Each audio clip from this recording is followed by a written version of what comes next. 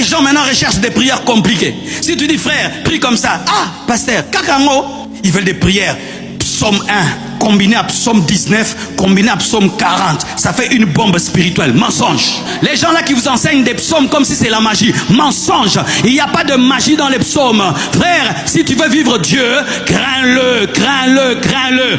Arrêtez de chercher la magie dans la Bible, de chercher des formules. Il n'y a pas de formule. Il n'y a pas de formule. Qu'on ne vous mente pas. Oh, des heures où Dieu exauce. Il n'y a pas d'heure d'exaucement. Il n'y a pas de position d'exaucement.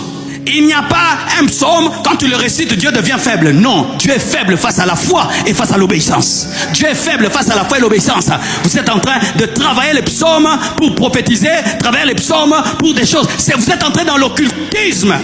Pasteur, donne-moi une prière, donne-moi une prière. J'ai Jésus. Et si tu veux une prière, voici la prière. Notre Père qui es aux cieux, que ton nom soit sanctifié. C'est la prière que Jésus nous a laissée. Ainsi, nous ne nous donnons pas à être saints, à être purs. Nous cherchons des formules spéciales, de l'huile spéciale, des bougies spéciales, des parfums spéciaux, des tissus spéciaux. Tu n'as pas besoin de tissus, tu n'as pas besoin de bougies, tu n'as pas besoin d'huile spéciale. Tu as besoin de Jésus et d'obéir à sa parole.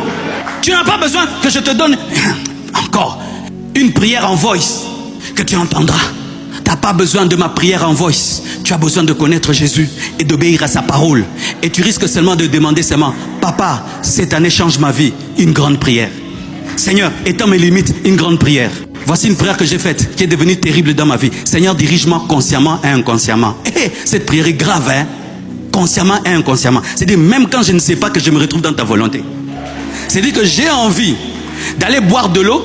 Moi je pense que c'est l'eau. Quand c'est moi je me déplace, une bombe tombe là où j'étais assis. Mais moi je voulais boire de l'eau. Mais Dieu, dans le désir de boire de l'eau, tu étais en train de me protéger d'une bombe. Priez simplement, priez simplement. J'ai remarqué ceci. Les gens qui marchent dans la crainte de Dieu, prient simplement. Entrer dans la crainte de Dieu. Tu penseras, Dieu fera. Tu désireras, Dieu fera. Même tes désirs seront des prières. Tes désirs seront des prières. Mais tant que tu es dans le péché, jeûne comme tu veux, donne même les offrandes, Dieu ne t'exaucera pas. L'offrande qui marche devant Dieu, c'est la vie de Jésus-Christ et une vie de sainteté. Arrêtez de donner les offrandes au lieu de donner vos vies.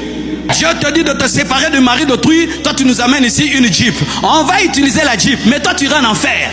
Oui, oui, oui. Dieu te dit d'abandonner le mari d'autrui, tu nous donnes l'offrande, tu nous donnes les tôles. On va toller l'église, toi tu iras en enfer. Dieu te demande ta vie, toi tu donnes la dîme. La dîme c'est le 1/10. Dieu réclame la totalité de ta vie. Vous irez en enfer avec vos dîmes et vos offrandes si vous ne vivez pas dans la sainteté. Frères, sœurs, je n'aime pas quitter la maison pour chercher vos dîmes et vos offrandes.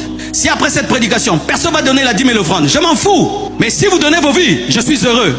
Parce que c'est ça l'appel d'un homme de Dieu. Je n'ai pas l'appel aux offrandes et aux dîmes. J'ai l'appel à convertir les gens, à sanctifier les gens, à les présenter vers Dieu. Et si Dieu te touche, tu donnes. S'il ne te touche pas, tu laisses.